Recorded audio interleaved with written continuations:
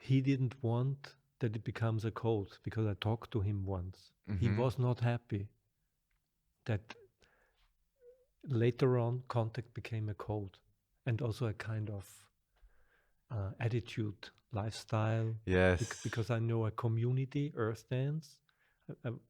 I got to know them because I went to there's a specific college in Amherst, Massachusetts. I went there there were special contact workshops for 2-3 weeks, where all the crème de la crème came to teach.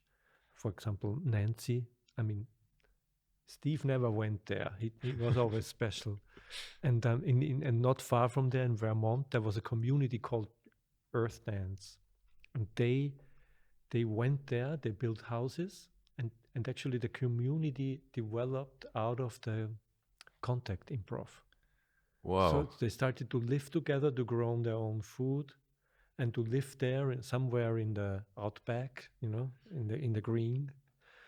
And they built an own house for jam sessions. I mean, in a way, it's very nice. It's like an utopia when you go there, But they're in the middle of nowhere, and they live it, They are an example, and for Steve it was always like open up, not again becoming a code, And when you see for me his most famous piece is the Goldberg Variations. Yes, it's an improv, and this is so touching, because this is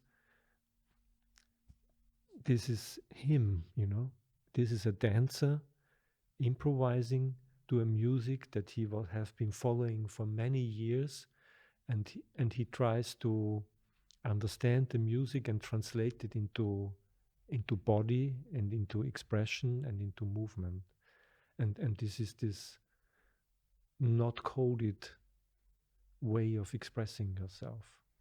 Yeah, it's interesting because it's even Cunningham was kind of doing the same. He also kind of trying to break out from the codes that are already there, So it's like, but for now, for us, these are codes because we see it as very strict. But for him, probably it was like, I'm now breaking out of these norms. So probably over the years, it gets corrupted. When you started, I saw a photo of him. He was a Graham dancer, Yes. Exactly. And Graham is another way of breaking. When you started to talk about Merce Cunningham, I saw the photo of him.